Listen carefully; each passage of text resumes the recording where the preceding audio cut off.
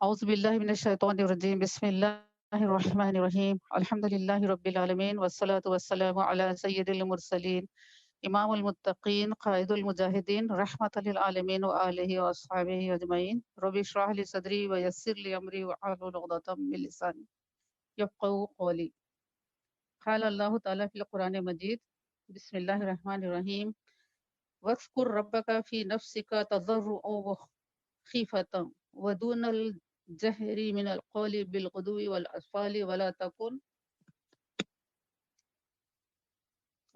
من الغافلين إن الذين عند ربك لا يستكبرون عن عبادته ويسبحونه ولا يسجدون. اللہ اکبر. یہ آیت سجدہ ہے. تمام سننے والوں سے خواہش ہے کہ آپ سب یہ تلاوت کا سجدہ ضرور کر لیں، اور اس کے معنی اس طریقے سے ہیں کہ اللہ تعالیٰ ارشاد فرماتے ہیں اور اپنے رب کو اپنے دل میں یاد کرو، زاری اور ڈر سے، یعنی کہ خوف سے، عاجزی کے ساتھ اپنے رب کو یاد کرو، اور بے آواز چھپ کے بھی یاد کرو، بغیر آواز کے بھی یاد کرو، اور آواز کے ساتھ بھی یاد کرو. من القولی بالغدوی والآصال، زبان سے بھی یاد کرو اور صبح اور شام، اور غافلوں میں سے نہ ہو جانا، یعنی کہ ایسے نہ ہو جانا کہ تمہاری سانس چل رہی ہو، تمہارا دل تو دھڑک رہا ہو، لیکن تم اللہ کی یاد سے غافل ہو. اللہ تعالیٰ یہ چاہتے ہیں ہم سے کہ تم اللہ کی یاد سے غافل نہ ہو. اور دوسری آیت مبارکہ اس کے آگے کی ہے. اللہ تعالیٰ فرماتے ہیں بے شک وہ جو تیرے رب کے پاس ہے اس کی عبادت سے تکبر نہیں کرتے، یعنی جو اللہ والے ہوتے ہیں وہ اتنی عبادت کرتے ہیں، اتنی عبادت کے باوجود، ایک اللہ تعالیٰ کا مقام حاصل کرنے کے باوجود بھی، ان کے اپنے مقام قرب کے باوجود حاصل کرنے کے باوجود اور عبادتیں کرنے کے باوجود بھی وہ تکبر نہیں کرتے، اور اس کی پاکی بولتے ہیں، یعنی اللہ تعالیٰ کی تسبیح بیان کرتے رہتے ہیں اور اسی کو سجدہ کرتے ہیں. اللہ اکبر. تو پھر اس کے بعد اور ہم دیکھتے ہیں ایسے کئی آیاتیں ہیں قرآن مجید میں جن میں اللہ تعالیٰ ذکر کرنے کی فضیلت بیان کرتے ہیں، اور اللہ تعالیٰ یہ بھی تعالیٰ سورہ کہف میں ہی اور ایک جگہ ارشاد فرمائے ہیں کہ دنیا کی مال و دولت کیا چیز ہے. دنیا کی مال و دولت تو بس ایک زینت ہے. المال والبنون زینت الحیات الدنیا والباقیات الصالحات خیر عند ربک ثوابا وخیر عملا، یعنی کہ دنیا کے مال اور اپنی اولاد، اپنے بیٹے، یہ سب کیا ہے؟ ایک حیات کی، زندگی کی ایسی حیات جب تک ہم زندہ ہیں یہ چیزیں ہم کو فائدہ دیتی ہیں. مر جانے کے بعد بھی ہمارے کتنی ہی اولاد رہو، کتنا ہی پیسہ رہو، یہ چیزیں ہمارے کام کی نہیں رہتی بلکہ دوسروں کے ہاتھوں میں چلی جاتی ہیں. تو اللہ تعالیٰ نے یہ فرمایا ہے کہ یہ اولاد جو ہے جن پر تم اتراتے ہو، یہ مال جو ہے جن پر تم اتراتے ہو، یہ تو صرف اس وقت تک کے ساتھی ہیں جب تک کہ دنیا میں تم حیات سے رہتے ہو. لیکن باقیات الصالحات، رہنے والی کیا چیز ہے؟ آج بھی ہم دیکھتے ہیں کہ آج کل ہم اتنے انتقال کی خبریں سنتے ہیں تو بس ہر ایک کے زبان پر کسی گزرنے والے کے اخلاق کے چرچے ہیں کہ وہ فلاں صفت ان کے اندر تھی، اتنے اچھے اخلاق کے تھے. کوئی کبھی کسی نے یہ نہیں کہا کہ ان کے پاس اتنی دولت تھی، انہوں نے اتنا کمایا، اتنا پڑھا، کوئی نے نہیں کہا، بلکہ بات ہو رہی ہے تو صرف ان کے اخلاق کی ہو رہی ہے، ان کے اچھے اعمال کی ہو رہی ہے. تو اللہ تعالیٰ نے یہ بتایا کہ باقی رہنے والی چیزیں تمہارے عمل صالحات رہیں گے، اور پھر وہی خیر والی چیز ہیں جو تم کو برکت دیں گی، جو تم کو فائدہ دیں گی. عند ربک، اللہ کے نزدیک بھی یہ تم کو فائدہ دیں گی اور اس کے لیے ثواب بھی ملے گا. تو اس طریقے سے قرآن مجید میں اور کئی مقامات پر بھی ایسا ہے کہ اللہ تعالیٰ نے یہ احساس دلایا ہے کہ قلب کیا چیز ہے، باطن کیا چیز ہے انسان کا، اس کی طرف توجہ دلائی گئی ہے. اور یہ بات ہم اس سے پہلے بھی سن چکے ہیں کہ ہمارے ایمان کا بھی جو دو حصے ہیں، ایک ہے زبان سے اقرار کرنا اور قلب سے اقرار کرنا. تو اس سے یہیں سے ہم کو یہ سبق مل جاتا ہے کہ ہمارا ظاہر بھی ایک چیز ہے اور ہمارا باطن بھی ایک چیز ہے. جو ظاہر ہے ہمارا، اس کو تو ہم اپنی شریعت کے حساب سے سنوارتے ہیں. سنوارنے کا مطلب یہ ہے کہ اللہ کی اطاعت سے سنوارنا ہے، زیب و زینت سے سنوارنا نہیں ہے، زیور اور کپڑے سے سنوارنا نہیں ہے، بلکہ اللہ کی اطاعت سے، شریعت کے احکامات کے مطابق اپنے اعمال رکھنے کو اعمال کو سنوارنا کہتے ہیں. شریعت جو ہے ہمارے ظاہری اعمال کو سنوارتی ہے، تو طریقت ہمارے باطن کو سنوارتی ہے، باطن کو پاک کرتی ہے، ایسا پاک کرتی ہے کہ اس کے اندر اللہ کی محبت کے سوا کچھ نہیں رہتا، اس کے اندر سے بغض نکل جاتا ہے، عناد نکل جاتا ہے، دشمنی نکل جاتی ہے، حسد نکل جاتا ہے، دنیا کی محبت الغرض نکل جاتی ہے۔ تو جب دنیا کی محبت نکل گئی تو دنیا کی کوئی چیز اس کو تکلیف بھی نہیں پہنچا سکتی، چاہے اس کا کتنا ہی رنج ہو، غم ہو یا لوگوں کی طرف سے تکلیف پہنچانا ہو، یہ عمل اس کے لیے تکلیف کا باعث نہیں بنتا، کیونکہ اس کے پاس تو ایک ہی چیز ہے اور وہ یہ ہے کہ اللہ کی یاد، اللہ کی محبت اس کے دل میں ہے۔ اور جب کوئی ایک بڑی چیز کے پیش نظر ہوتی ہے تو چھوٹی چیزیں اس کو تکلیف نہیں دیتی۔ ایک ہمارے پاس ایک مثال دیکھیے کہ کبھی ہمارے پاس کچھ ایک دعوت ہوتی ہے، کوئی بڑی دعوت ہے، اس کے اندر ہم اتنے مشغول ہو جاتے ہیں، اتنے مشغول ہو جاتے ہیں کہ اس کام میں ہم کو اپنی تھکاوٹ کا احساس بھی نہیں رہتا۔ اس میں ہم کو اپنی بھوک پیاس کا بھی احساس نہیں رہتا، بس ہم ایک مشن میں لگے رہتے ہیں کہ ہم کو یہ فلاں ٹائم تک اپنے یہ کام اتنے پورے نپٹانا ہے، لوگ آئیں گے، پورا سب کام ہو کر تیار ہو جانا ہے۔ تو اس میں انہماک اتنا ہو جاتا ہے کہ انسان کو نہ اپنی نیند یاد آتی ہے، نہ بھوک یاد آتی ہے، اگر اس کو کچھ تکلیف بھی ہو جائے، بخار بھی ہو جائے تو اس کو بازو رکھ دیتا ہے، اپنے کام میں لگا رہتا ہے۔ اسی طریقے سے جب کوئی مقصد ہو انسان کے سامنے، اب ہمارے سامنے یہ مقصد ہونا چاہیے کہ ہم کو اپنے رب کے یاد کے ساتھ زندگی گزارنا ہے، ہم کو اپنے رب کو راضی کرنا ہے، ہم کو آخرت سنوارنے کے لیے اس دنیا میں بھیجا گیا ہے، ہم کو دنیا میں لوٹنے کے مزے لوٹنے کے لیے نہیں بھیجا گیا۔ دنیا ہماری منزل نہیں ہے میری بہنوں، ہماری منزل آخرت ہے۔ تو اس طریقے سے جب یہ رہے گا تو ہمارے سامنے کچھ چھوٹی موٹی تکالیف آتی ہیں تو وہ تکالیف اس انسان کو درد نہیں پہنچاتی، اس انسان کو تکلیف نہیں پہنچاتی جس کا دل اللہ کی یاد میں لگا رہتا ہے۔ اور پھر جو یہ تعلیم ہے اسلام کی، اس میں ہم یہ دیکھتے ہیں کہ ایک حدیث شریف ہے جس کو کہ حدیث جبرائیل بھی کہا جاتا ہے، جس میں یہ بتایا گیا ہے، جس کو حضرت عمر بن خطاب رضی اللہ تعالیٰ نے روایت کیا ہے، فرماتے ہیں کہ ایک روز ہم حضور نبی اکرم صلی اللہ علیہ وآلہ وسلم کی خدمت میں حاضر تھے۔ حدیث شریف کے الفاظ ہیں، ذرا غور سے سماعت فرمائیے۔ ایک شخص ہماری محفل میں آیا، اس کے کپڑے نہایت سفید، بال گہرے سیاہ تھے، اس پر سفر کے کچھ بھی اثرات نمایاں نہ تھے اور ہم میں سے کوئی اسے پہچانتا بھی نہیں تھا۔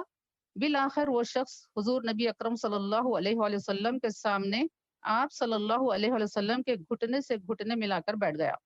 اور اس نے دونوں ہاتھ اپنے دونوں رانوں پر رکھ لیے اور عرض کیا، یا محمد مصطفیٰ صلی اللہ علیہ وآلہ وسلم، مجھے بتائیں اسلام کیا ہے؟ آنے والے نے یہ سوال کیا کہ اسلام کیا ہے؟ تو ہمارے آقا صلی اللہ علیہ وآلہ وسلم نے فرمایا، اسلام یہ ہے کہ تو اس بات کی گواہی دے کہ اللہ تعالیٰ کے سوا کوئی معبود نہیں اور محمد صلی اللہ علیہ وآلہ وسلم اللہ کے رسول ہے، اور تو نماز قائم کر، زکوٰۃ ادا کر، رمضان کے روزے رکھے اور استطاعت رکھنے پر بیت اللہ کا حج کرے۔ اس نے عرض کیا، آپ نے سچ فرمایا۔ حضرت عمر فرماتے ہیں کہ ہمیں تعجب ہوا کہ وہ خود ہی سوال کرتا ہے اور خود ہی تصدیق کرتا ہے، یعنی کہ ویریفائی کرتا ہے کہ آپ نے سچ کہا ہے۔ اس کے بعد اس نے عرض کیا، مجھے ایمان کے بارے میں بتائیں۔ حضور نبی اکرم صلی اللہ علیہ وسلم نے بتایا کہ ایمان یہ ہے کہ تو اللہ تعالیٰ پر، فرشتوں پر، اس کی کتابوں پر، اس کے رسولوں پر اور قیامت کے دن پر ایمان لائے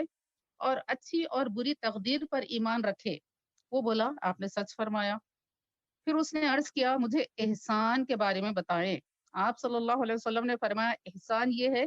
کہ تو اللہ عز و جل کی عبادت اس طرح کرے گویا تو اسے دیکھ رہا ہے، اور اگر تو اسے نہ دیکھ سکے تو یہ جان لے کہ یقیناً وہ تجھے دیکھ رہا ہے۔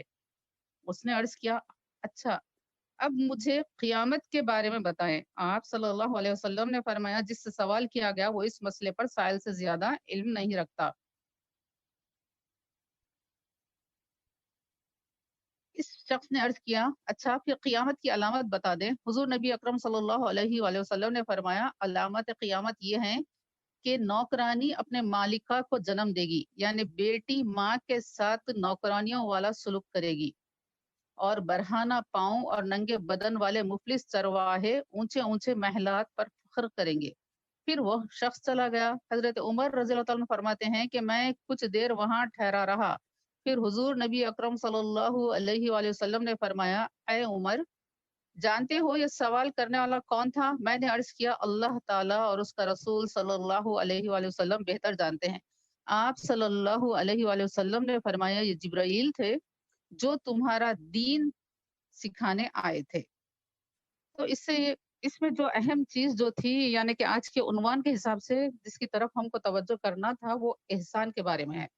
تو اس کو حدیث احسان بھی کہا جاتا ہے۔ تو اس میں یہ تعلیم دی گئی ہے کہ عبادت کے وقت بندہ یہ تصور کرے کہ وہ اپنے رب کو دیکھ رہا ہے، اور کوئی بندہ اس لیول کا نہیں ہے، وہ یہ تصور بٹھا نہیں پا رہا ہے کہ میں اپنے رب کو دیکھ رہا ہوں، تو رسول اکرم صلی اللہ علیہ وآلہ وسلم نے فرمایا کہ کم از کم یہ احساس تو پیدا کرے کہ وہ یقیناً تجھ کو دیکھ رہا ہے۔ جب یہ تصور ہوگا کہ میرا رب مجھ کو دیکھ رہا ہے، میرا رب میں جب نماز پڑھ رہی ہوں مجھ کو دیکھ رہا ہے، میں جو کام کر رہی ہوں مجھ کو رب دیکھ رہا ہے، تو یہ احسان کا تصور ہوگا۔ اس احسان کا مطلب یہ ہے کہ انسان کی نیت خالص ہو جاتی ہے۔ تو یہ تصور کے ساتھ بندے کی نیت خالص ہو جاتی ہے، اور جب نیت خالص ہو جاتی ہے تو اس کے اعمال بھی بلند ہوتے چلے جاتے ہیں، اور وہ بلند اعمال ایسے ہو جاتے ہیں کہ اللہ تعالیٰ ان کو آخرت میں بھی اس احسان کی وجہ سے نوازتا ہے، ان کو الگ سے مرتبہ عطا فرماتا ہے۔ ایک اور حدیث شریف ہے جس کو حضرت انس بن مالک نے روایت کیا ہے کہ حضور نبی اکرم صلی اللہ علیہ وسلم نے فرمایا، اللہ تعالیٰ جب اولین و آخرین کے لوگوں کو جمع فرمائے گا تو ایک پکارنے والا عرش کے پائے تلے ایک میدان سے صدا دے گا، کہاں ہیں اللہ تعالیٰ کی معرفت رکھنے والے، کہاں ہیں صاحبان احسان؟ فرمایا لوگوں میں سے ایک گروہ اللہ تعالیٰ کے سامنے آ کھڑا ہوگا، پس وہ فرمائے گا، حالانکہ وہ بہتر جاننے والا ہے کہ تم کون ہو، یعنی کہ اللہ تعالیٰ سب جانتے ہیں کہ کون صاحبان احسان ہے، کون اللہ تعالیٰ کی معرفت رکھتے ہیں، لیکن اللہ تعالیٰ وہاں پر موجود لوگوں کے سامنے بھی یہ بتلانے کے لیے اس طرح سوال فرمائیں گے۔ تو وہ جب آئیں گے تو پس وہ لوگ کہیں گے ہم اہل معرفت ہیں، یعنی اللہ تعالیٰ کی معرفت رکھتے تھے، اللہ تعالیٰ کے صفات و خوبیوں سے وہ دنیا میں آگاہ ہو چکے تھے، انہوں نے اپنی عبادتوں میں اس کی وجہ سے خشوع و خضوع پایا تھا۔ تو پھر اللہ تعالیٰ نے کہا، اللہ تعالیٰ فرمائیں گے تم نے سچ کہا۔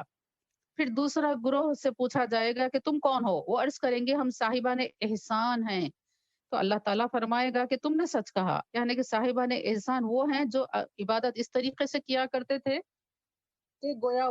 وہ اللہ کو دیکھ رہے ہیں، یا پھر یہ تصور کرتے تھے کہ اللہ ان کو دیکھ رہا ہے۔ ایسا نہیں کہ صرف ہمارا ظاہری بدن ہاتھ باندھ لیا، قبلے کی طرف رخ کر لیا، بلکہ وہ ایسے ہیں کہ جن کے چہرے ہی نہیں، جن کا دل بھی قبلے کی طرف ہو جایا کرتا تھا۔ وہ ایسے ہیں کہ جو قبلے کی طرف نہیں جھکتے تھے بلکہ اللہ کے سامنے جھک جایا کرتے تھے، صرف ظاہری طور پر نہیں جھکتے تھے بلکہ ان کا قلب بھی جھک جاتا تھا۔ وہ ایسے تھے، ایسی عبادت کرتے تھے کہ وہ زمین پر صرف اپنا سر نہیں رکھتے تھے بلکہ اپنا قلب بھی اللہ کے آگے رکھ دیتے تھے، ظاہر اور باطن دونوں ہی لذتیں پاتے ہوئے یہ عبادت کیا کرتے تھے، یہ صاحبان احسان تھے۔ تو اللہ تعالیٰ فرمائے گا کہ تم نے سچ کہا، میں نے اپنے نبی صلی اللہ علیہ وسلم سے فرمایا تھا کہ صاحبان احسان پر الزام کی کوئی راہ نہیں۔ اللہ تعالیٰ قیامت میں یہ فرمائیں گے کہ میں نے اپنے نبی سے یہ فرما دیا تھا کہ صاحبان احسان پر کچھ الزام نہیں، لہٰذا تم پر کوئی راہ نہیں، میری رحمت کے سائے کے ساتھ سیدھے جنت میں داخل ہو جاؤ، یعنی کہ اللہ تعالیٰ ان کو سیدھے جنت میں بھیج دے گا۔ پھر حضور نبی اکرم صلی اللہ علیہ وسلم نے تبسم فرمایا اور ارشاد فرمایا، یقیناً اللہ تعالیٰ انہیں قیامت کے احوال اور سختیوں سے نجات دے دے گا۔ سبحان اللہ، یہ آخرت کا مرتبہ ہے ان لوگوں کے لیے جو احسان کے ساتھ عبادت کیا کرتے ہیں۔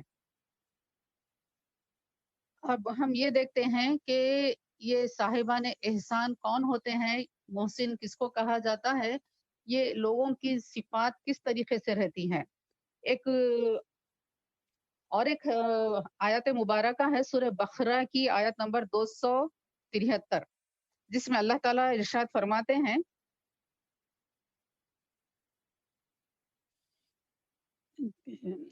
بسم اللہ الرحمن الرحیم، ان فقیروں کے لیے جو راہ خدا میں روکے گئے، زمین پر چل نہیں سکتے، نادان انہیں تونگر سمجھے بچنے کے سبب، تو انہیں ان کی صورت سے پہچان لے گا۔ لوگوں سے سوال نہیں کرتے کہ گڑ گڑانا پڑے، اور تم جو خیرات کرو اللہ اس سے جانتا ہے۔ یعنی اللہ تعالیٰ یہ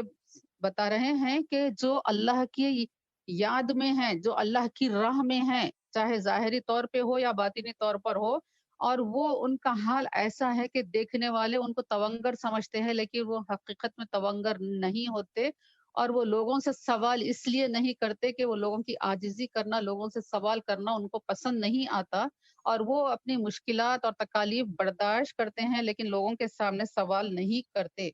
تو اللہ تعالیٰ فرماتے ہیں کہ ان کی بھی خبرگیری کرنی چاہیے، وہ تمہاری امداد کے مستحق ہیں۔ اس کی ایک مثال ہم کو ملتی ہے، کیونکہ صوفی اور تصوف کا سلسلہ کہاں سے شروع ہوتا ہے؟ لوگ اس کو یہ سمجھتے ہیں کہ اسلام میں ایک نئی چیز ایجاد کر دی گئی ہے، یہ تو بالکل غلط بات ہے۔ جو کامل علم نہیں رکھتے، کامل کا مطلب یہ ہے کہ جتنا علم اسلام کا دقیق ہے، گہرا ہے، اس کے اوپر جو گہری نظر نہیں رکھتے، وہ اس طریقے کی باتیں کرتے ہیں۔ جو الفاظ کے معنوں کو سمجھ کر علم کے مفہوم کو سمجھنے سے عاری ہوتے ہیں، وہ ایسے لوگ ایسی بات کرتے ہیں، کیونکہ تصوف اور صوفی کا فلسفہ نظریہ تو وہاں سے شروع ہوتا ہے جہاں نبی کریم صلی اللہ علیہ وآلہ وسلم نے مسجد نبوی میں ایک چبوترا تعمیر فرمایا تھا، تاکہ اس پر ایسے اصحاب فروکش رہیں، وہ ایسے اصحاب وہاں پر اپنی زندگی گزارے جو اپنے گھر بار چھوڑ کر آ چکے تھے، جو دین کے لیے اپنے آپ کو وقف کرنا چاہتے تھے، جو رسول اکرم صلی اللہ علیہ وسلم کے ساتھ دن رات زندگی بسر کرنا چاہتے تھے، آپ کی اطاعت میں آپ کا حکم بجا لانے کے لیے 24 گھنٹے وہ اپنے آپ کو پیش کرنا چاہتے تھے۔ تو اس طریقے کے لوگوں کے رہنے کے لیے رسول اللہ صلی اللہ علیہ وسلم نے ایک چبوترا مسجد نبوی بنایا، جس کو کہ صفا کا چبوترا کہا جاتا ہے عام زبان میں۔ تو کہا جاتا ہے کہ اس میں 40 کچھ اصحاب 70 اصحاب ہمیشہ رہتے تھے، جو علم کے لیے اپنے آپ کو وقف کر چکے تھے، اور وہ کسی سے دستے سوال دراز نہیں کرتے تھے، کسی سے کچھ مانگتے نہیں تھے، اگرچہ کہ ان کا گھر نہیں تھا، اپنے خاندان والے نہیں تھے، ان کے لیے روزگار کے کچھ مواقع نہیں تھے، وہ صرف دین کے لیے سب چیزیں چھوڑ کر وہاں پر پڑے رہتے تھے صوفہ کے چبوترے پر۔ تو حضرت ابو ہریرہ رضی اللہ تعالیٰ عنہ بھی انہی میں سے ایک تھے۔ تو آپ دیکھیے کہ کئی احادیث، زیادہ احادیث حضرت ابو ہریرہ رضی اللہ تعالیٰ عنہ سے مروی ہیں، جو رسول اکرم صلی اللہ علیہ وآلہ وسلم کی خدمت میں زیادہ رہنے کا شرف حاصل کیے، اور احادیث کو آپ کوٹ کرتے رہے۔ تو آپ کہتے ہیں حضرت ابو ہریرہ رضی اللہ تعالیٰ عنہ کہ میں بھی صوفہ کے لوگوں میں سے تھا، اور وہ کہتے ہیں کہ بھوک کی وجہ سے بعض وقت ایسا ہوتا تھا کہ کبھی کھانا کہیں سے نہیں آتا، کھانے کا انتظام نہ ہوتا، تو بھوک کی وجہ سے ہمارا حال یہ ہو جاتا تھا کہ جگر میں تکلیف محسوس ہوتی تھی، پیٹ جا کر جگر میں تکلیف ہوتی تھی، تو وہ کہتے ہیں کہ ہم اوندھے لیٹ جایا کرتے تھے، اپنے جگر کو زمین سے لگا دیا کرتے تھے، یعنی کہ چتا لیٹنے پر انسان کو خلوع معدہ میں بہت زیادہ تکلیف ہوتی ہے، تو آپ فرماتے ہیں کہ ہم اوندھے لیٹ جایا کرتے تھے، اور کبھی آ آ کبھی جو ہے اپنے پیٹ پر پتھر بھی باندھ لیا کرتے تھے۔ تو اتنی سب کرنے کے باوجود بھی ایک مرتبہ ایک دن ایسا ہو گیا کہ اتنی بھوک کی شدت ہوئی کہ حضرت ابو ہریرہ رضی اللہ تعالیٰ عنہ فرماتے ہیں کہ اس بھوک کی شدت کی وجہ سے میں باہر نکلا، اور راستے میں دیکھا کہ حضرت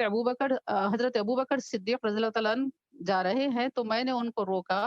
اور روک کر ایک آیت کے بارے میں دریافت کیا، اور وہ کہتے ہیں کہ میرا ان کو روکنے اور آیت کے بارے میں پوچھنے کا منشا یہ تھا کہ وہ مجھ سے یہ کہیں کہ چلو ابو ہریرہ گھر چلتے ہیں، اور وہاں لے جا کر میرے لیے کچھ وہ کھانے کا انتظام کر دیں، یہ نیت کے ساتھ میں نے ان سے یہ پوچھا تھا۔ یعنی کہ ڈائریکٹ حضرت ابو ہریرہ نے یہ نہیں کہا کہ حضرت ابوبکر صدیق رضی اللہ عنہ سے بھی کہ مجھ کو اس وقت کھانے کی اتنا حاجت محسوس ہو رہی ہے، اندر سے میرے کیفیت ایسی بے چین ہو چکی ہے، مضطرب ہو چکی ہے، آپ نے نہیں کہا۔ تو حضرت ابوبکر صدیق رضی اللہ عنہ وہ آیت مبارکہ کے بارے میں ان کو بتا دیے، اور آپ چلے گئے اپنے گھر کی طرف۔ تو پھر حضرت ابو ہریرہ رضی اللہ تعالیٰ عنہ فرماتے ہیں کہ اس کے بعد حضرت عمر بن خطاب رضی اللہ عنہ کا گزر ہوا وہاں سے، میں نے ان کے ساتھ بھی یہی معاملہ کیا، ان کو روکا اور ایک آیت کے بارے میں کچھ پوچھنے کا بہانہ کیا، تو وہ بھی اس آیت کے بارے میں بتا دیے اور چلے گئے۔ اب میں کافی بے چین ہوا، تو وہ کہتے ہیں کہ اس وقت حضرت محمد مصطفیٰ صلی اللہ علیہ وآلہ وسلم وہاں پر تشریف لائے، جو کہ ابو القاسم صلی اللہ علیہ وآلہ وسلم ہیں۔ حضرت ابو ہریرہ ہمارے آقا صلی اللہ علیہ وآلہ وسلم کے سامنے کچھ بھی نہیں کہے، اور رسول اللہ صلی اللہ علیہ وآلہ وسلم نے حضرت ابو ہریرہ رضی اللہ تعالیٰ عنہ سے کہا کہ ابو ہریرہ کیا حال ہے، آؤ میرے ساتھ، اور آپ ان کو لے کر اپنے کاشان اقدس کی طرف روانہ ہوئے۔ وہاں جا کر سرکار دو عالم صلی اللہ علیہ وسلم نے اپنے مبارک کاشانے میں دیکھا کہ ایک دودھ کا پیالہ رکھا ہوا ہے، تو دریافت کیا کہ یہ دودھ ہمارے گھر میں کہاں سے آیا ہے؟ تو بتایا گیا کہ فلاں شخص نے ہدیتاً ہمارے لیے بھیجا ہے۔ تو رسول اللہ صلی اللہ علیہ وآلہ وسلم وہ دودھ کا پیالہ لیے باہر آپ تشریف لائے اور حضرت ابو ہریرہ رضی اللہ تعالیٰ عنہ سے کہا کہ ابو ہریرہ جاؤ اور اصحاب صفا کو بلا لاؤ۔ حضرت ابو ہریرہ بڑے بے چین ہو گئے، یا رسول اللہ کے دل میں کہنے لگے کہ مجھ کو اتنی شدت کی بھوک ہے اور جی چاہ رہا تھا کہ یہ پورا پیالہ دودھ میں پی لوں، لیکن رسول اللہ صلی اللہ علیہ وسلم اصحاب صفا کو بلانے کا حکم دے رہے ہیں جو کہ 70 سے زائد یا 70 کے قریب ہیں، اگر وہ آ جائیں گے تو پھر میرے لیے پینے کے لیے کیا بچے گا۔ لیکن اللہ کے رسول کی اطاعت واجب تھی، وہ فوراً صفا کی طرف چلے گئے اور کہا کہ اللہ کے رسول نے آپ تمام کو بلایا ہے۔ تمام اصحاب صفا حاضر ہو گئے۔ رسول اللہ صلی اللہ علیہ وآلہ وسلم نے اب حضرت ابو ہریرہ رضی اللہ عنہ کو حکم دیا کہ ابو ہریرہ یہ دودھ کا پیالہ لو اور تمام اصحاب صفا کو پلاتے جاؤ۔ تو وہ دودھ کا پیالہ لیے اور تمام اصحاب صفا کو ایک کے بعد ایک وہ پیالہ دیتے گئے، وہ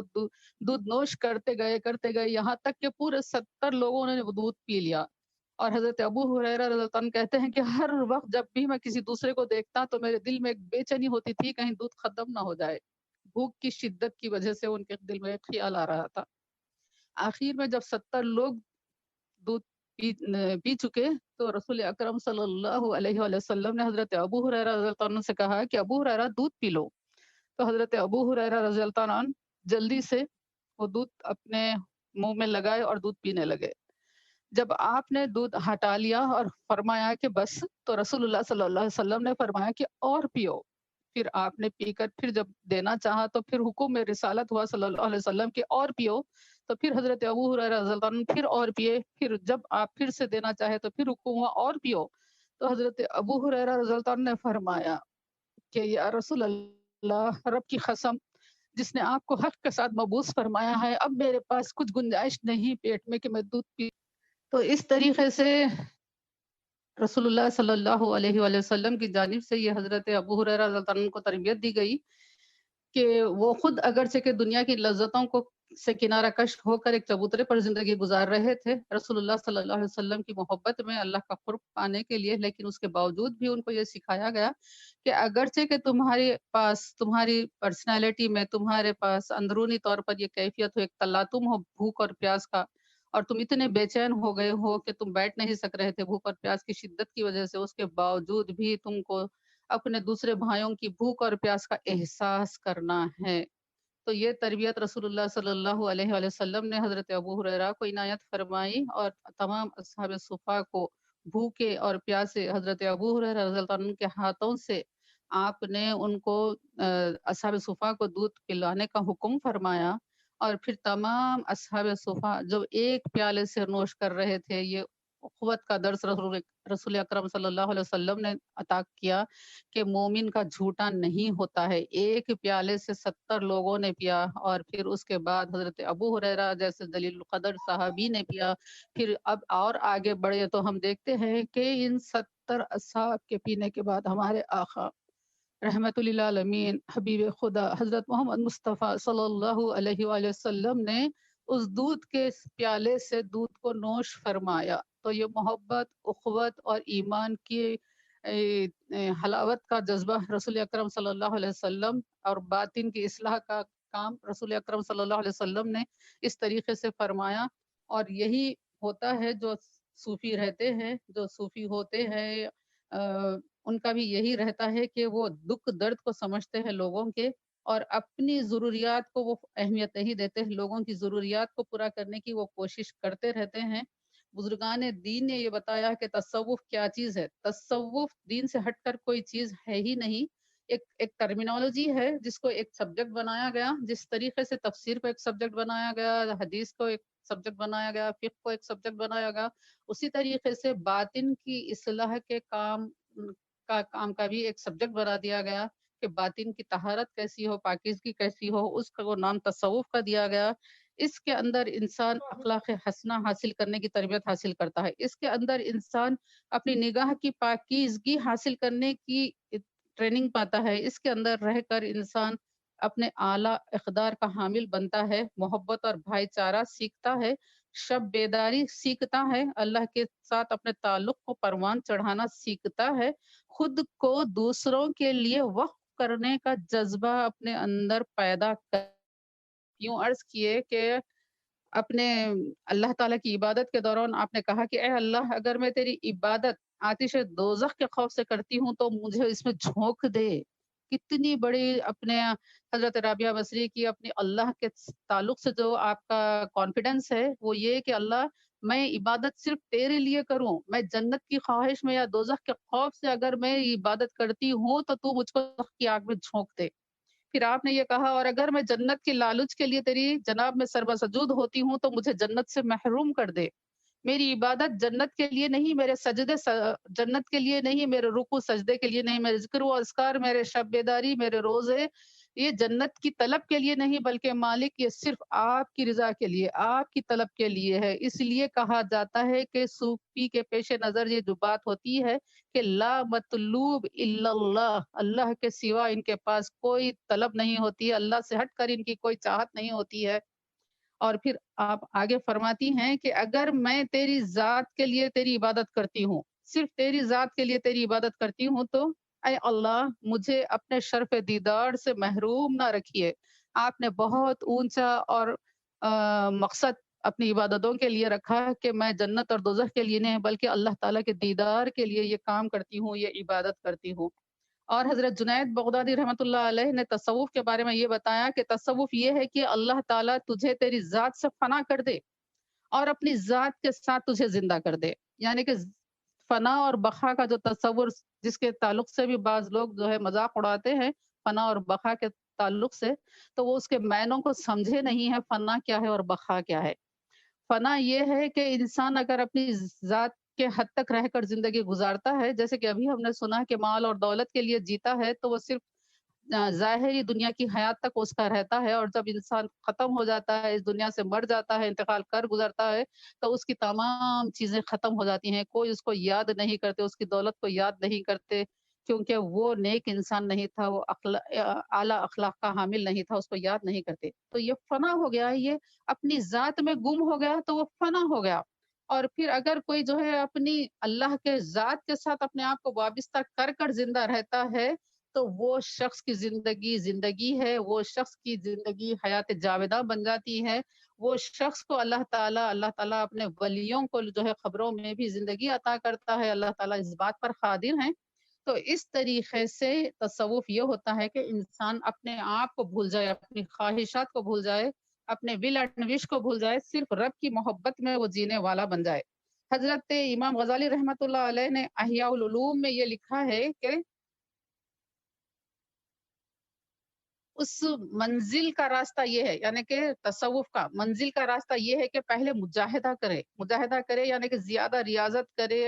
اور تسبیحات کرے، رب کا ذکر کرے اور صفات مذمومہ کو مٹائے، یعنی کہ انسان کے اندر جو اخلاق رذیلہ ہوتے ہیں، ایسے اخلاق جو سیلفشنس کے موٹیو پہ چلتے ہیں، ان کو چھوڑنا ہوگا۔ یہ صفات مذمومہ کہلاتے ہیں تصوف کی لینگویج میں۔ ان کو چھوڑتا ہے ایک صوفی اور وہ چھوڑ کر وہ کیا کرتا ہے، تمام تعلقات کو توڑ ڈالتا ہے اور پوری طرح اللہ کی ذات کی طرف متوجہ ہو جاتا ہے۔ جب یہ بات اس کو حاصل ہو جاتی ہے، جب یہ سعادت اس کو حاصل ہو جاتی ہے تو اللہ تعالیٰ اپنے بندے کے دل کا متولی بن جاتا ہے، اللہ تعالیٰ اس دل میں مکی ہو جاتا ہے، اللہ تعالیٰ کی یاد اس دل میں ہو جاتی ہے، وہ دل ہمیشہ زندہ رہتا ہے اور علم کے انوار سے اس کو اللہ تعالیٰ منور کرتا ہے اور پھر اللہ اس کا ذمہ دار بن جاتا ہے۔ اب میں ایک بات کہتے ہوئے اپنے آج کی گفتگو کے آخری ہیڈنگ کی طرف آنا چاہوں گی کہ لوگ یہ سمجھتے ہیں کہ جو صوفی ہوتے ہیں، جو تصوف کی تعلیمات پر چلتے ہیں، وہ لوگ تو ایسے ہوتے ہیں بس دنیا کو چھوڑ دیتے ہیں، جا کر جنگل میں بیٹھ جاتے ہیں، پہاڑ پر بیٹھ جاتے ہیں اور پھر وہ دنیاوی زندگی میں جو ہے اسلام کی تعلیمات کو قائم کرنے کے لیے کوشش نہیں کرتے، فلاں فلاں اس طریقے کے الزامات جو آتے ہیں تو ان کو یہ بات نہیں بھولنی چاہیے کیونکہ بہت زیادہ پرانی تاریخ نہیں ہے۔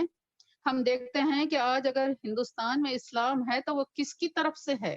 ایک صوفی بزرگ کی طرف سے ہے جن کا نام سلطان ہند حضرت خواجہ معین الدین چشتی رحمۃ اللہ علیہ ہے، جنہوں نے بڑی جرت کے ساتھ ایک ایسے مقام کا سفر کیا جہاں پر توحید کے ماننے والوں کا نام و نشان نہیں تھا، اور آپ وہاں پر جو ظالم حکمران تھا، جو راجپوت تھا پرتھوی راج، اس کی سلطنت میں آپ آتے ہیں، اور پھر کوئی دور دراز مقام پر آپ فروکش نہیں ہوتے، اپنے قیام کے لیے جگہ کا انتخاب نہیں کرتے کہ راجا کی راجدھانی سے کہیں دور رہ کر میں اپنی عبادت کروں، اپنی تبلیغ کروں، بلکہ عین اس کی راجدھانی میں اس کے محل کے قریب آپ اپنا وہاں پر ٹینٹ یعنی کہ پڑاؤ ڈالتے ہیں، وہاں رہ کر آپ ان لوگوں سے کس طریقے سے مقابلہ کیے، یہ ایک الگ بات ہے۔ بہرحال آج ایک صوفی بزرگ کی وجہ سے آج ہم اسلام کو اتنا پھلتا پھولتا ہمارے ملک میں دیکھتے ہیں، اور پھر اس سے ہٹ کر بھی ہم یہ دیکھتے ہیں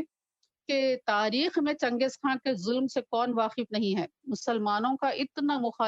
مخالف تھا کہ مسلمانوں کو قتل کرتے کرتے اتنا اس نے خون بہایا کہ کہا جاتا ہے کہ اس کی فوج کے گھوڑوں کی سمیں اس کے خون میں ڈوب جاتی تھی، مسلمانوں کے خون میں ڈوب جاتی تھی، اتنا اس نے قتل کیا تھا۔ اور جب یہی چنگیز خان، اب سوچئے کہ اتنی نفرت جو مسلمانوں کے ساتھ ہے، جو مسلمان دکھتا ہے اس کے فوجی اس کو ختم کر دیتا ہے، اس کی عورت کے اندر تک بھی یہ نفرت آ گئی تھی کہ کہیں اگر مسلمان مرد بھی دکھتا تو اس کی عورتیں، اس کی فوج کی رشتہ دار جو ہوتے تھے وہ مسلمان کو ختم کر دیتے تھے۔ تو اتنا ان لوگوں نے اسلام پر یعنی کہ گویا کہ مسلمانوں پر اتنا ظلم کیا، اور ہزاروں آباد شہر ان لوگوں کے ظلم کی وجہ سے فنا ہو گئے تھے، ویران ہو چکے تھے۔ لاکھوں بے گناہوں کو ختم کر دیا، تہہ تیغ کر دیا، اور پھر بغداد میں اتنا ظلم کیا کہ وہاں کے محل کی اینٹ سے اینٹ بچ گئی۔ اتنا ظلم کرنے کے باوجود ایک صوفی بزرگ ہی تھے جن کو بتایا جاتا ہے کتب میں کہ ایک اشارہ غیبی ہوا کہ جا کر اسلام اس کے سامنے پیش کرو۔ تو وہ وہاں پر آئے اور اس کے محل کے سامنے ٹھہر گئے۔ ایک مرتبہ اس کا چنگیز خان کا بیٹا، ہلاکو خان کا بیٹا تیگودار وہاں اپنے محل کے سامنے آ رہا تھا، اور یہ درویش صفت صوفی انسان کو اپنے محل کے قریب دیکھ کر بڑا جھنجھلایا کہ یہ شخص جس کی دشمنی میں ان کی نسلیں جی رہی تھی، ختم کرتے کرتے یہ لوگ حکومت پا رہے تھے، وہ شخص میرے محل کے قریب ٹھہرا ہوا ہے۔ تو غصے سے اس نے کہا، تمسخر اڑاتے ہوئے، مذاق اڑاتے ہوئے کہ اے درویش، تمہاری داڑھی کے بال اچھے ہیں یا میرے کتے کے بال کی دم اچھے ہیں؟ سوال دیکھیے کس کو کس سے کمپیئر کر رہا ہے اور سوال کیسا کر رہا ہے۔ تو وہ بزرگ کا صبر دیکھیے، یہ صبر کہاں سے آتا ہے؟ اگر کوئی بے صبرا انسان ہو تو فوراً ہی اس کے اوپر پل جائے، یا وہاں سے بزدل ہے تو وہ بھاگ جائے۔ لیکن یہ صوفیہ کی تعلیمات ہی کا نتیجہ ہے کہ انسان کے اندر صبر و تحمل آتا ہے، حالات سے مقابلہ کرنے کی ہمت آتی ہے۔ سامنے والا جو دشمنی کے اندر انات کے ساتھ، بغض کے ساتھ جو کچھ کہتا ہے، اس کو سن کر برداشت کر کر اس کو راہ راست پر پھر لانے کی کوشش کرنا، یہ ایک صوفیہ کی ہی قوت کا کمال ہے۔ تو آپ نے یہ کہا کہ اس بےہودہ سوال پر برہم نہیں ہوئے، بلکہ آپ نے یہ کہا کہ اگر میں اپنی جانثاری اور وفاداری اپنے مالک کے ساتھ وابستہ رکھتا ہوں، یعنی اللہ تعالیٰ کے ساتھ میری وفاداریاں ہیں، تو پھر میری یہ داڑھی بہتر ہے۔ اگر میں اپنے مالک کا وفادار نہیں، تو پھر تیری یہ کتے کی دم بہتر ہے، میری داڑھی سے یہ تیرے کتے کی دم بہتر ہے، کیونکہ یہ تیرا تو وفادار ہے، تو جو کام کہتا ہے وہ کرتا ہے، شکار پر لے جاتا تو ہے، تو وہ تیرا ساتھ چلتا ہے اور تیری بات سنتا ہے۔ تو اس طریقے سے آپ نے جو جواب دیا وہ سن کر ہکا بکا ہو گیا کہ میں نے ایسا کہا تھا، ہونا تو یہ چاہیے تھا کہ غصے میں بھر جاتا یا پھر خوف کھا کر بھاگ جاتا۔ اس کے باوجود اتنی اچھی شائستگی کے ساتھ آپ نے تبلیغ کا ایک اصول اپنایا اور یہ بات کو پیش کی، تو پھر وہ آپ کو اپنے ساتھ اندر محل میں لے گیا، اور پھر جا کر وہاں پر جب بات ہوئی تو آپ نے اسلام کی تعلیمات پیش کی، تو اس کے بعد اس نے یہ کہا کہ میں ضرور اسلام قبول کرتا، لیکن اگر میں ابھی سے اپنے تمام لوگوں کے سامنے اسلام کا اظہار کرتا ہوں تو سلطنت میں اتھل پتھل ہو جائے گی۔ میں وعدہ کرتا ہوں کہ میں انشاءاللہ جلد از جلد اسلام قبول کروں گا۔ اور اس نے در پردہ اسلام قبول کر دیا اور اپنے اسلام کو، اپنے ایمان کو چھپا کر رکھا، اور اپنی قوم کی مخالفت کی وجہ سے اس نے اس کا اظہار نہ کیا۔ اب یہ دیکھیے جو بزرگ اتنا بڑا کام کر گئے، جو لاکھوں لاکھوں انسانوں کو، مسلمانوں کو مارتا پھر رہا تھا، صرف ایک درویش کی داڑھی کا ذکر نے اس کو راہ راست پر لایا۔ کوئی فوج نہیں ہے، کوئی قتال نہیں ہے، وہ کیا ہے؟ وہ نظر کی کرامت ہے، وہ نظر کی نورانیت ہے، وہ مومنانہ بصیرت ہے، وہ سوال کو سہنے کا، جواب دینے کا اور اس کے ساتھ نظر ملا کر ٹھہر کر بات کرنے کا، یہ کس کا کمال تھا؟ یہ ایک صوفی کا کمال تھا۔ اور آپ جو ہے اس بات کو اپنے بیٹے کو دیتے ہیں، اپنے انتقال کے وقت اپنے بیٹے سے کہتے ہیں کہ وہ ہلاکو خان نے مجھ سے یہ وعدہ کیا کہ وہ ضرور اسلام لائے گا، تم جا کر اس کو یہ بات یاد دلانا۔ یہ اپنے بیٹے کے ذمے یہ بات کرتے ہیں۔ تو اس طریقے سے آپ کے بیٹے نے تیغودا خان کے پاس گئے اور اسے اپنا وعدہ یاد دلایا اور اپنا تعارف پیش کیا۔ تو اس طریقے سے یہ ہوا کہ اس نے یہ کہا کہ فلاں فلاں قبیلے کے لوگ بڑے جنگجو ہیں، وہ میری بات کو مانتے نہیں ہیں۔ تو جب یہ حضرت جو ہے دوسروں سے تمام قبیلے کے سرداروں سے ملے تو ایک قبیلے کے سردار نے یہ کہا کہ دیکھو میں تو ایک فوجی ہوں، ایک سپاہی ہوں، ہمیشہ مارنا اور پنجہ آزمائی کرنا میرا کام رہا ہے۔ ایک کام یہ کرتے ہیں کہ میں ایک کشتی کا مقابلہ رکھ دیتا ہوں اور آپ اگر اس کشتی میں جیت گئے تو میں آپ کی بات سن لوں گا۔ تو وہ حضرت جو ہے اس کی بات کو مان لیے اور جو کہ بالکل جیسے کہ ہم دیکھتے ہیں صوفیہ زیادہ کھاتے نہیں ہیں، ان کی توند نکلی ہوئی نہیں ہوتی ہیں بلکہ ان کے پیٹ پیٹ سے لگے ہوتے ہیں، جب یہ ہوتا ہے تو بدن چھریرا ہوتا ہے۔ تو تیغودار خاں بڑا پریشان ہو گیا کہ یہ نحیف اور لاغر شخص کس طریقے سے ایک بہت بڑے پہلوان کا مقابلہ کرے گا، لیکن وہ حضرت اپنے بات پر اڑے اڑے رہے کہ میں انشاءاللہ مقابلہ کر لوں گا۔ تو ایک بہت بڑے پہلوان کو موٹا دیو ہیکل تھا، قوت والا پہلوان جس کو سمجھا جاتا تھا، اس کو آپ کے مقابلے کے لیے لایا گیا اور آپ نے صرف ایک تھپڑ مارا۔ ایک تھپڑ مارا، وہ چکر کھا کر نیچے گر گیا۔ تو دیکھیے کہ یہ کون سی قوت ہے؟ ظاہر کی قوت ہوئی یا باطن کی قوت ہوئی؟ ہم بالکل یہ کہیں گے کہ یہ باطن کی قوت تھی کیونکہ ظاہر میں تو وہ اتنے قوت والے نہیں لگ رہے تھے۔ ایک بادشاہ جو کہ اتنی بڑی فوج کا حامل تھا، وہ خود اس کی بات کا وہ ہو رہا تھا کہ اس کو ڈر تھا کہ یہ کہیں حضرت کو ختم نہ کر دے۔ تو دیکھیے کہ باطن کی یہ قوت ہوتی ہے، صوفی کی یہ قوت ہوتی ہے۔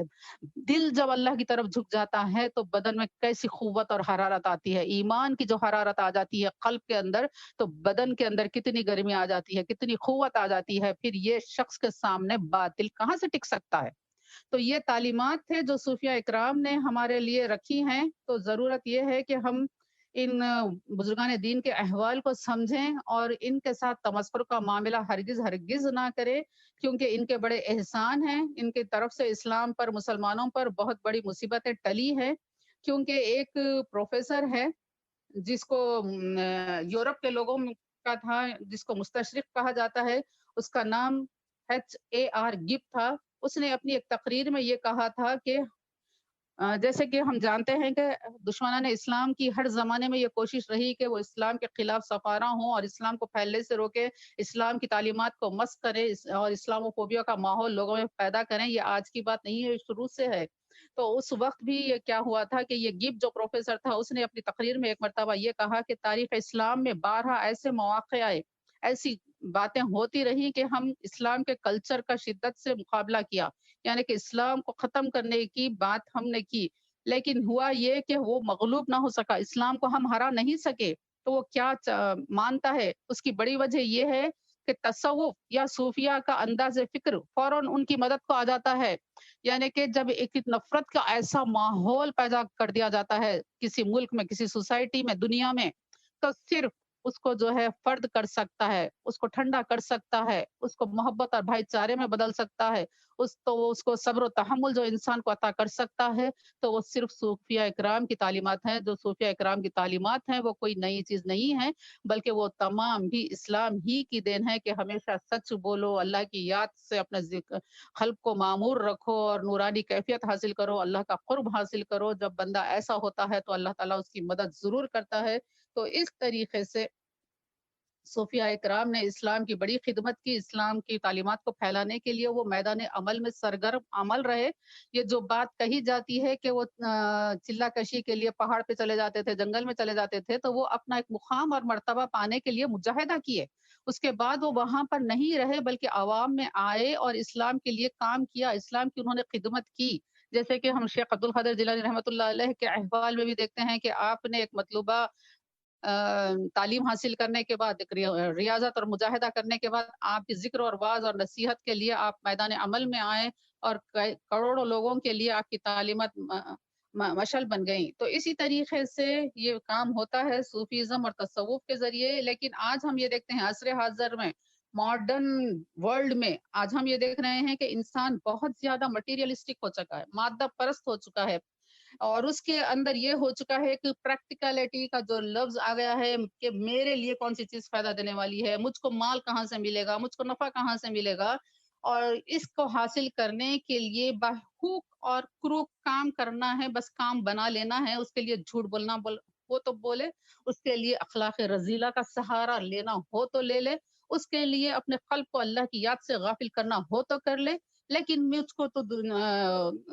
یہ ہے کہ دنیا حاصل کرنا ہے، دنیا کی فلاں چیز حاصل کرنا ہے، یہ سوچ آج انسان کی ہو گئی ہے، اور صرف یہ سمجھتا ہے کہ ظاہری عبادت کر کر وہ اپنے کام میں کامیاب ہو سکتا ہے۔ تو آج ہم دیکھ رہے ہیں کہ آج ہماری جو حالت دگرگو ہیں، آج جو ہم اتنے نیچے لیول پر چلے گئے ہیں کہ آج انسان کو کسی دوسرے انسان کو مسلمان کے خون کی اہمیت اور حقیقت اس کو معلوم ہی نہیں ہے۔ اگرچہ کہ کہیں ایک بکری مر جاتی ہے، کتا مر جاتا ہے تو اس کے لیے واویلا ہو جاتا ہے، گائے مر جاتی ہے تو اس کے لیے واویلا ہوتا ہے، لیکن مسلمان کے مرنے پر کوئی آج نہ بولنے والا ہے، نہ سننے والا ہے، نہ پکارنے والا ہے، آنسو بہانے والا تو دور کی بات ہے، حفاظت کے لیے کوئی اٹھنے والا تو دور کی بات ہے۔ تو آج یہ حالت ہماری صرف اس لیے ہوئی کہ ہم اپنے باطن سے لاپرواہ ہو گئے، ہم اپنے قلب کو اتنا قوی نہیں بنائے، اپنے قلب کو وہ پاور ہاؤس نہیں بنائے جہاں سے اللہ تعالیٰ کی نورانیت، اللہ تعالیٰ کے تجلیات جو ہے اس قلب پر آتی، اور وہاں سے ہمارے جسم کے اندر پوری جو ہے توانائی آتی، اور وہ ایک مومنانہ صفت اور بصیرت کے ساتھ یہ مومن دنیا میں چلتا پھرتا،